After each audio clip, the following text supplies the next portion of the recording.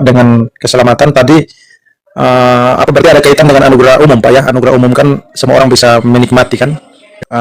Orang bukan orang percaya kan bisa mendapat itu anugerah umum. Nah, bagaimana kita orang Kristen menyikapi itu Pak? Karena begini, kebanyakan kita memang yang utama itu adalah apa? Misi, dan memberitakan Injil supaya orang itu bisa memperoleh keselamatan kan, karena melalui Injil maka ketika diterima kan dia selamat. Namun ada yang sering dilupakan, yaitu anugerah umum Pak, karena kalau menurut saya kita sebagai alat ini juga menjalankan kedua misi itu, baik anugerah umum dan anugerah khusus kan Pak. Karena kebanyakan begitu, ketika kita mau memberi kepada orang yang bukan berbeda keyakinan dengan kita, itu kita merasa bahwa kita lebih fokus kepada orang yang percaya kan. Nah, bagaimana takarannya Pak? Takaran yang tepat terkait dengan anugerah umum pada orang percaya dan orang tidak percaya itu Pak. Baik, terima kasih. Kalau kita membagi perspektif tentang anugerah dan wahyu, maka kalau kita bicara anugerah itu ada dua bagian yang besar yang disebut anugerah khusus dan anugerah umum.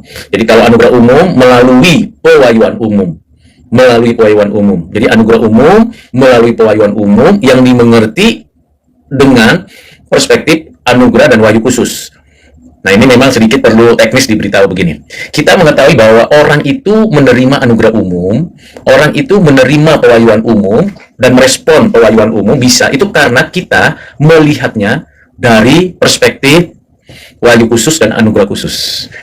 Jadi kalau saya ingin mengatakan apakah si A atau si B, si C ini mengalami atau menerima anugerah umum dan bisa orang itu merespon wahyu umum, karena wahyu umum itu kan langit, alam semesta, bumi, seluruh ciptaan Allah, hati nurani, kemudian juga perjalanan sejarah. Jadi ada anugerah wahyu yang dinyatakan Tuhan, menyatakan ini. Dan respon manusia menghasilkan beragam pengetahuan, keyakinan, dan sebagainya. Tentu ada kebaikan-kebaikan. Bersama dengan itu ada anugerah umum yang diberikan. Sehingga melalui apa yang diberikan Tuhan, berkat-berkat yang diberikan Tuhan, orang mendapatkan perlindungan. Di pihak lain, ada yang disebut dengan providensia Allah. Jadi Allah memelihara, menjaga, menopang seluruh karyanya, seluruh ciptaannya. Dan semuanya itu di dalam pengendalian, pengaturan, kedaulatan Allah. Pada saat yang sama, ada anugerah khusus, dan kita bisa mengetahui, tadi berbicara tentang yang disebut dengan urutan keselamatan. Itu bagian penting dari anugerah khusus. Dari mana kita mengerti tentang anugerah khusus? Dari pewahyuan khusus. Pewahyuan khusus itu ialah firman Tuhan. Jadi Alkitab, firman Allah, yang berpusat pada pengenalan akan Allah di dalam melalui dengan Kristus, itulah yang menjadi perspektif kita melihat respon manusia terhadap pewahyuan umum dan anugerah umum. Nah, dua ini penting. Nah, di dalam pengertian itu, kita mengetahui bahwa ada banyak orang yang menerima anugerah umum berdasarkan pemahaman yang kita lihat. Ada orang yang sembuh, ada orang yang kaya, ada orang yang sehat, ada orang yang cukup baik. Nah, itu dalam perspektif kita. Lalu, di dalam pewahyuan khusus ini, nah, sekarang kita masuk ke dalam pewahyuan khusus lagi. Di dalam pewahyuan khusus ini, dari Alkitab, kita menerima anugerah khusus. Jadi, pewahyuan khusus, kita mengerti tentang pewahyuan khusus. Jadi, anugerah, memahami pewahyuan, itu menjadi satu hal yang tidak terpisahkan. Nah, kalau saya ingin menjelaskan tentang dua tugas penting, paling tidak dua hal penting di dalam mandat Tuhan. Jadi mandat Tuhan di dalam wahyu umum, wahyu khusus, yaitu melalui Alkitab, maka kita tahu ada dua mandat Tuhan dari Allah yang Esa. Mandat pertama yang kita formulasikan secara teologis disebut mandat budaya.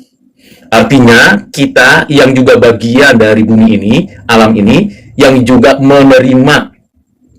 mengalami respon atas wahyu umum, juga memahami tentang hal-hal umum berkat-berkat Tuhan, maka kita mempunyai mandat dari Tuhan berdasarkan perspektif Alkitab, wahyu khusus, bahwa kita diberikan tugas memelihara, menjaga bumi ini dan segala isinya. Melalui mandat budaya ini, kita seharusnya memanusiakan manusia, menjadikan apa yang kita kerjakan menjadi berkat bagi orang lain, kemampuan kita mengobati, kemampuan kita menolong, kemampuan kita menjaga, dan sebagainya yang berkaitan dengan hidup di bumi ini.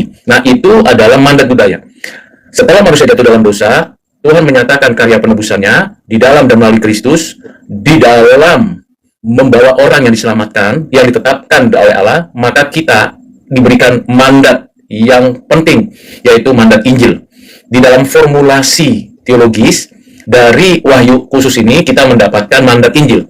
Nah, mandat Injil ini menjadikan kita menjadi misionari, baik dalam konteks kita pergi ke tempat-tempat yang sulit terjangkau, atau dalam konteks kekinian kita menyampaikan berita kabar baik dengan berbagai media yang ada. Nah, itu mandat Injil. Dan mandat Injil dimulai dari kita, dari gerejanya, dan terus sudah disampaikan sebenarnya berita itu di dalam Perjanjian Lama, Kejadian 3:15, sampai dengan finalitasnya di dalam Kristus. Jadi seluruh rujukan berita Injil sudah dinyatakan untuk diterapkan, diarahkan kepada pribadi dan karya Kristus, baik di Perjanjian Lama maupun di Perjanjian Baru dan sampai akhir zaman. Jadi dua mandat ini, mandat Injil dan mandat budaya, itu adalah penyataan Tuhan secara khusus, jadi pelayuan khusus yang bisa kita terapkan dengan benar arahnya, strukturnya, karena kita ada di dalam mengalami wahyu khusus dan anugerah khusus.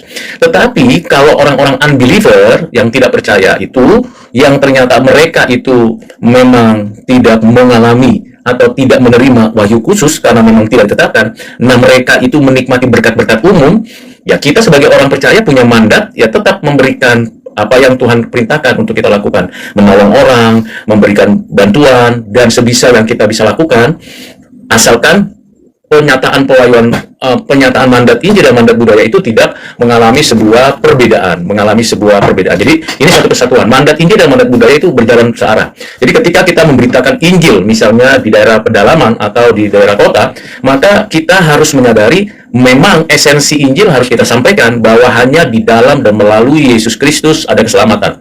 Tapi di pihak lain, ketika kita mengetahui ada unbeliever, ada orang-orang yang belum percaya, meminta pertolongan atau meminta bantuan, kita kalau ada kesempatan dan kita ada kemampuan yang Tuhan berikan dan kita digerakkan oleh Tuhan, kita bisa melakukan itu karena kita sudah mendapatkan berkat dari pengelolaan bumi dan segala isinya. Nah, itu menjadi sebuah keseimbangan. Apa bedanya providensiali umum dengan providensia untuk kita orang percaya?